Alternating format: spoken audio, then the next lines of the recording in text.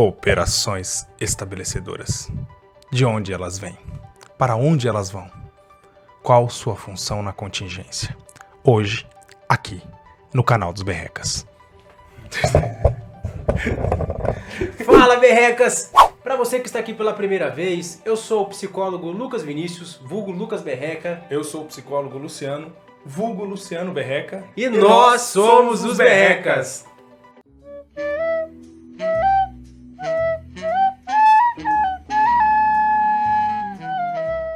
No vídeo de hoje falaremos sobre operações estabelecedoras, também conhecidas como operações motivadoras.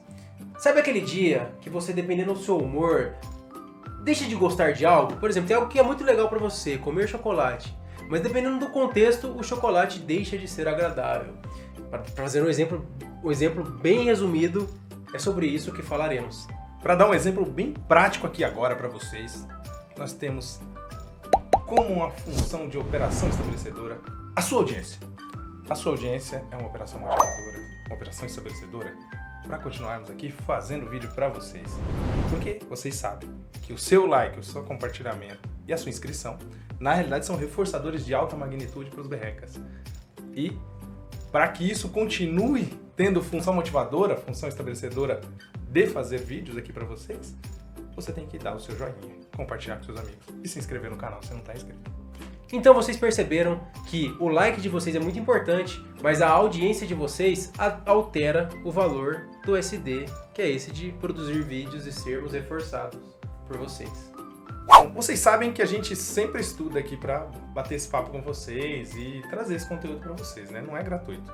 Então, a gente estudando aqui, a gente viu o Skinner falando sobre o termo drive. Sempre que a gente for falar de operação estabelecedora, operação motivadora, é legal lembrar do drive. O Skinner usa um dos exemplos num artigo que a gente pegou aqui, que é a fome. A fome, ok, a fome é um drive. Então, ela vai mudar a função reforçadora ali, de repente, da situação.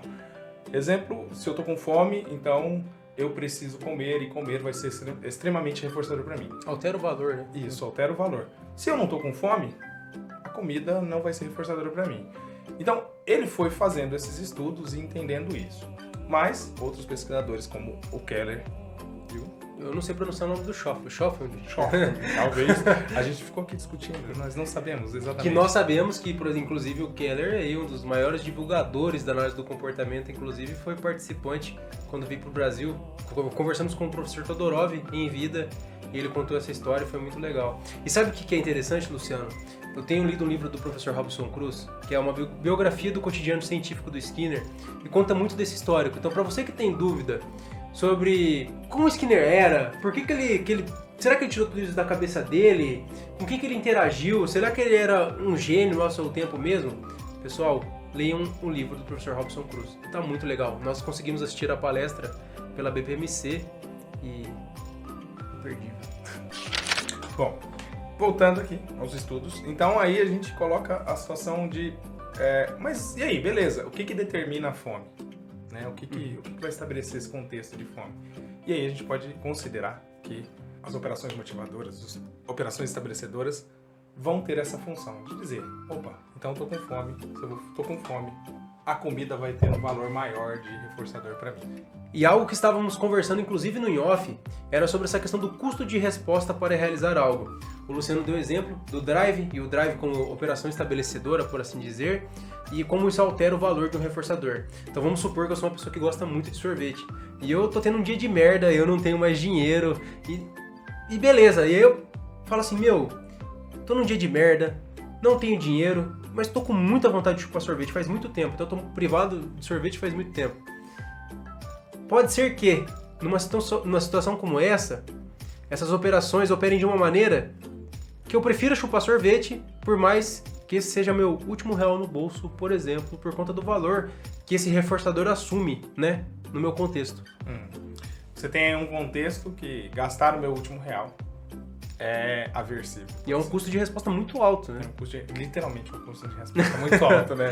Mas aí eu decido, se eu sou ali um apreciador de sorvetes, gosto muito de sorvetes, eu decido que sim, eu vou abrir mão desse meu único real em função de saborear o meu sorvete. E esse sorvete vai ter um gosto, um sabor muito, muito, muito maior.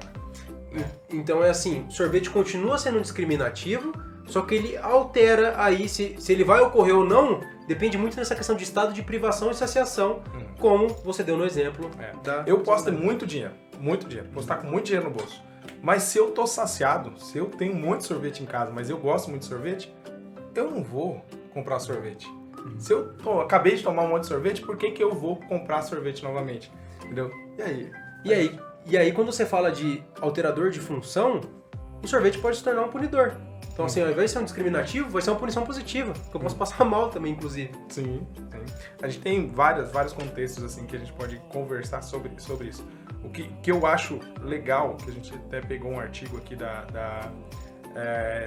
de operação estabelecedora na clínica, tá? É entender isso dentro do contexto clínico, para nós que somos da clínica, eu e o Lucas somos da clínica, para nós que somos da clínica, entender qual é a função, né, dessa operação estabelecedora dentro de um relato do nosso cliente, né? O quão é esse contexto de por que, apesar do custo de resposta, ele continua apresentando aquele comportamento. Então, ele de repente, ele tem que fazer um esforço muito maior para conseguir determinada coisa. Por que ele, apesar de falar assim, eu tive muita dificuldade, tive que caminhar muito, então eu tive que fazer favores e tudo mais para conseguir o que eu queria. E aí ele relata isso como algo ruim, né? Mas mesmo assim ele fez. Por quê? E nós separamos um artigo do Comporte-se muito legal, que se chama O Impacto das Operações Estabelecedoras na Prática Clínica, da Francine Fernandes, que ela fala sobre essa questão de uma maneira muito legal. E nós separamos um pedaço do trecho que fala assim, ó. O efeito atinge os 3 termos da contingência. No reforçador, acentua o efeito. Na resposta, aumenta a probabilidade de emissão. E no SD, acresce a efetividade evocativa. Mas não só isso. Nós podemos falar agora também de estímulo que é inato ou condicionado. Se ele é inato, como as consequências relacionadas a dor, sexo, hormônio, condições de temperatura, privações e saciações de água, alimento, oxigênio, atividade ou sono, a operação em curso será incondicionada. Se a consequência tiver seu valor apreendido, como mais comumente acontece nas nossas histórias particulares, a operação estabelecedora será condicionada. Nesse sentido, a distinção é feita apenas com base no efeito estabelecedor do reforço. E aí a gente tem 2 termos aí da contingência, né? A gente tem a filogênese, né? Que se a gente vai falar de fome, dor, sensibilidade, essas questões, a gente tem a filogênese atuando aí, né? Então, nível filogenético, né? Nível filogenético. Então, se a pessoa tem ali, vamos pensar na questão da fome, né? Se ela tem um organismo que tem mais necessidade de consumo, então, ótimo exemplo. Ele é filogenético, né? Provavelmente vem de um fator... Aí você pega ontogenético. Aí vamos supor que essa pessoa já tinha muita fome, mas ela virou um atleta e ela precisa consumir muita quantidade de energia para conseguir render nos seus treinos. Então, pode ser que quando ele fica em estado de privação de alimentos como coisas gordurosas que não podem sair da dieta, isso altera o valor de uma tal forma que na hora que ele vai comer, isso foi aprendido, então é condicionado. É uma operação motivadora condicionada, que tem um valor aí alto, né? É aquela ideia, né? Eu acho que é legal, você deu um exemplo bacana, né? Fugir da dieta, por exemplo, né? Então, fugir da dieta é uma operação estabelecedora. Uma operação motivadora. Porque fugir da dieta, né? Aquele dia do lixo da dieta. O dia do lixo da dieta é um exemplo ótimo. De quando ela entra em ação. Exato. Porque daí aquele sorvete, aquele chocolate que você se permitiu comer, fugindo da dieta, no seu dia do lixo, ele exerce essa função. O chocolate já é agradável, já é um estilo discriminativo. E aí nesse caso do chocolate aí, no dia do lixo, que a pessoa, então ela faz 6 dias normal e no 7º dia é o dia do lixo. É um esquema de razão fixa, né? Então sim, a gente está falando do esquema de reforçamento de razão fixa. Então vocês percebem como a análise do comportamento está presente em tudo na nossa vida? O que é legal, o que é bacana até falar, você falando disso, Lucas, eu lembro agora. Às vezes a gente começa a discutir alguns contextos de análise de caso, tal, ou análise de estudos, né, que a gente faz, e é interessante, o que é interessante, até vou rasgar uma seda aqui pro Lucas, o que é interessante de ter o Lucas aqui cotidianamente para conversar sobre análise do comportamento, é que a gente acaba fazendo análises mesmo falando a língua comportamental, né? na hora de trazer para vocês aqui, a gente faz um esforço tremendo para traduzir isso para vocês, para não falar um behaviorês Muito quadrado. Mas é legal que quando a gente está conversando, às vezes a gente se pega falando behaviorês que eventualmente alguém que está próximo, que não entende, né, que não sabe, não é da análise do comportamento, fica meio que tipo assim, o que eles estão falando? Porque daí a gente entra num assunto extremamente importante, que é, para as pessoas que estão assistindo nossos vídeos, não é necessário que elas saibam, assim como para os nossos clientes. Eles não precisam ser analistas do comportamento para ter uma melhora no processo terapêutico.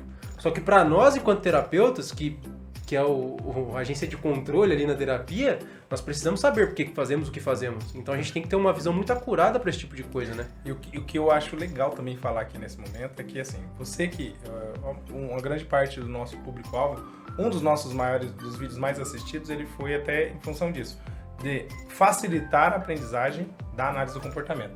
Então, nós demos exemplos práticos aqui, né, de operações estabelecedoras, operações motivadoras, justamente para isso, para facilitar o seu acesso a esse conhecimento. E eu lembro, e assim, vale lembrar aqui que outro contexto que a gente falou que ia conversar, qual? Eu não sei se eu falei no começo do vídeo ou não, se eu não falei, corta, editor. Que a ideia é assim, olha, não vai discutir com o seu professor. Isso eu não falo no começo do vídeo, não, mas vou te falar agora. Não vai discutir com o seu professor e falar assim, mas os berrecas falaram isso.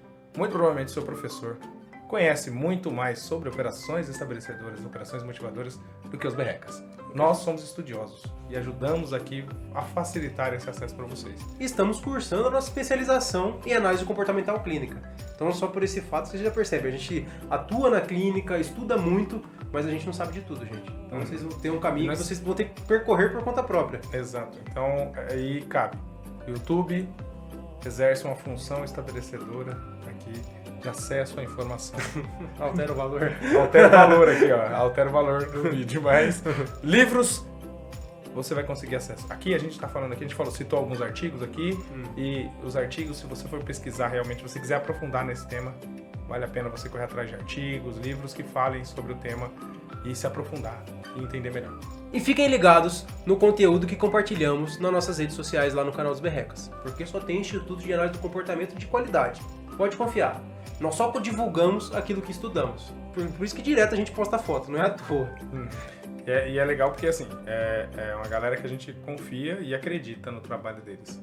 Então, também, vai, corre lá. Não é só pelo dinheiro. O dinheiro é importante, mas é tudo na vida, né? Porque eu digo dinheiro porque, assim, nós fazemos cursos também. Sim, né? Economizamos um pouquinho. Né? O trabalho é troca de trabalho, por assim dizer. Pra você que assistiu esse vídeo até aqui, muito obrigado. Deixe seu like, compartilhe esse vídeo com seus amigos berrecas e amigas berrecas. Compartilhe com aquele amigo que ainda tá na dúvida também. Será um berreca ou não? Seja o lado negro da força. Vamos lá, vamos converter o máximo possível de gente. Converter a religião. Quase a gente fica quase sendo criticado, né?